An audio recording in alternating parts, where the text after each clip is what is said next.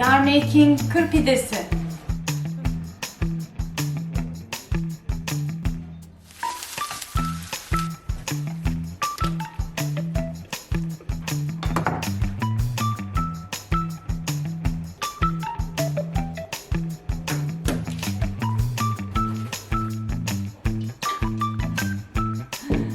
We have different types of pide in Turkish cuisine. I shared many of them, and this is the style they make in Kastamonu with potato filling. This year I tried in its place in Kastamonu.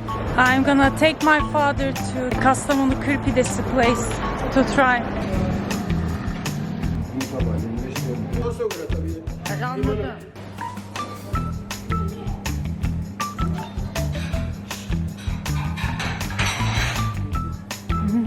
So. Actually, they were soft and flavorful, but it could have been better if they had more filling. And now we are making it together.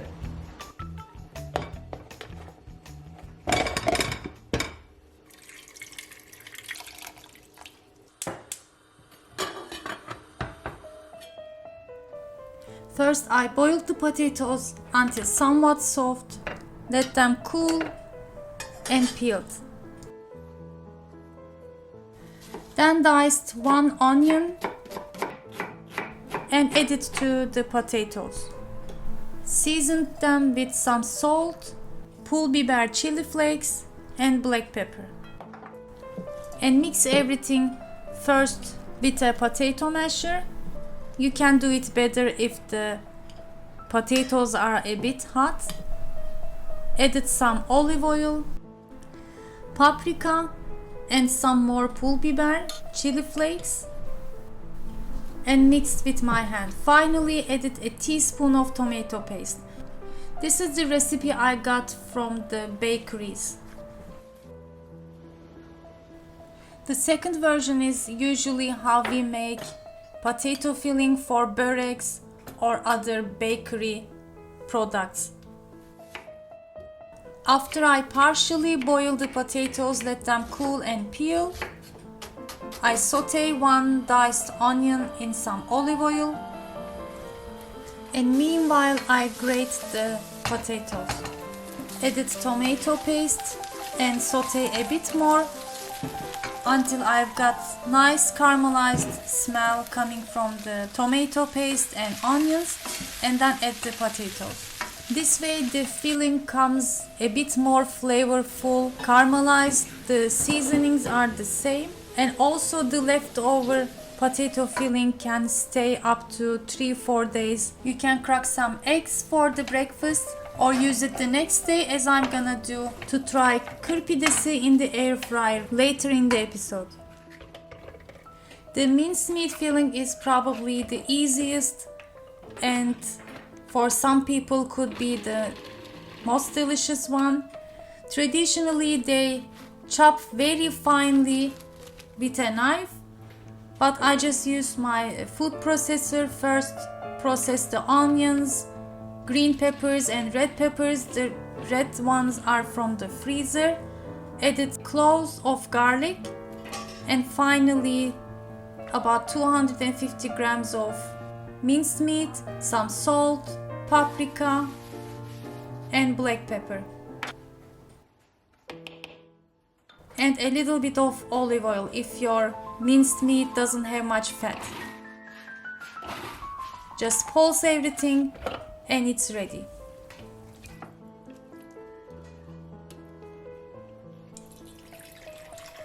For the pide dough I have 400 ml warm water, sprinkled teaspoon of dry yeast and teaspoon of sugar.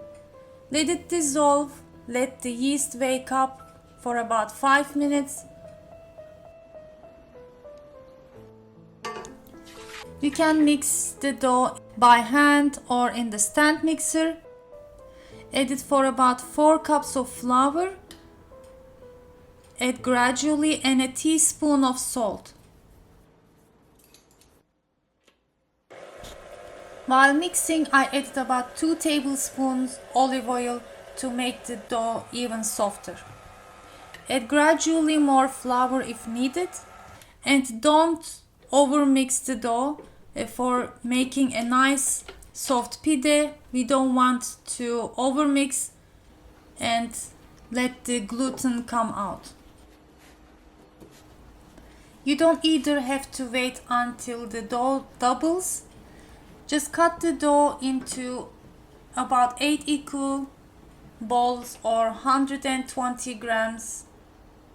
You can scale too.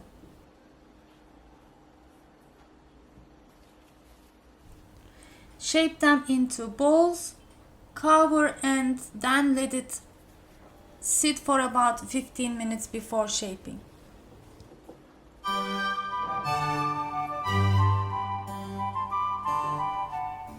Okay, now we are going to shape our kır pidesi.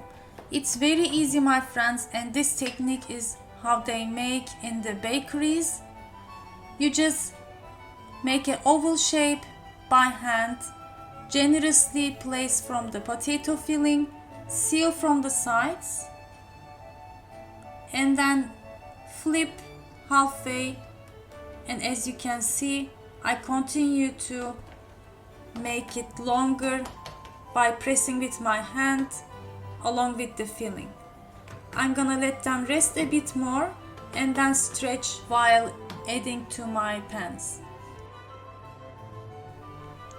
I tried this recipe for a couple of times before getting a nice result that I can share with you, and in one of them I used rolling pin to open up my doughs, but apparently shaping with only by hand and then with the filling by hand again works better to get a nice pide shape. And again, traditionally you make this pattern after shaping either with a spatula or dough scraper or the back of the knife you can make. My oven is preheated to highest degree. Just use the highest settings because normally they bake it in the wood fire oven. And brush with either egg wash. I added a little bit of yogurt, or with water as they say in the recipe. I tried both ways to show you the result, and egg wash works better in home style ovens. I cooked for about 15 minutes. And then right after from the oven, brush generously either with olive oil, vegetable oil, they do it in the bakeries, or with butter. Okay, my friends, it is baked and rested a little bit, getting softer because of the butter. Let me cut and show you. Still hot inside, smells beautiful. I'm gonna get some ayran, yogurt drink.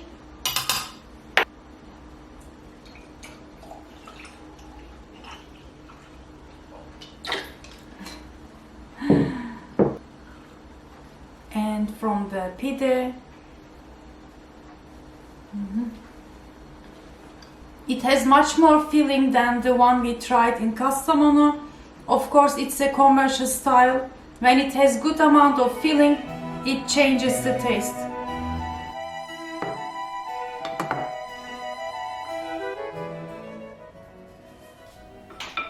Here is my second try making it with the sautéed potato filling and minced meat filling.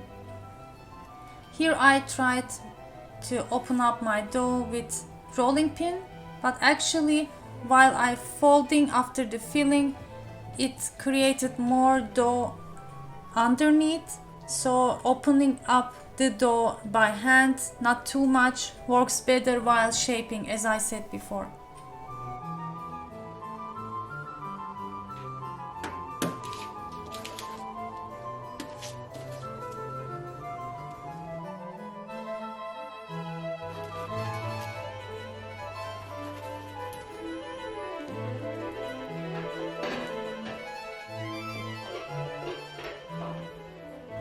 I had a little bit fillings left from the minced meat and sautéed potato filling, so I decided to try next day making kır pides in the air fryer. So I made the same dough half amount.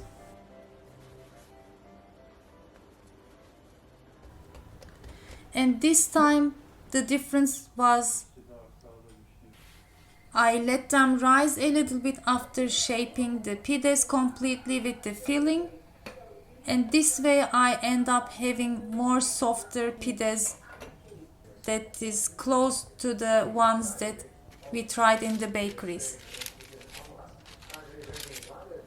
Again, after shaping, brushed with some egg wash, used some baking liner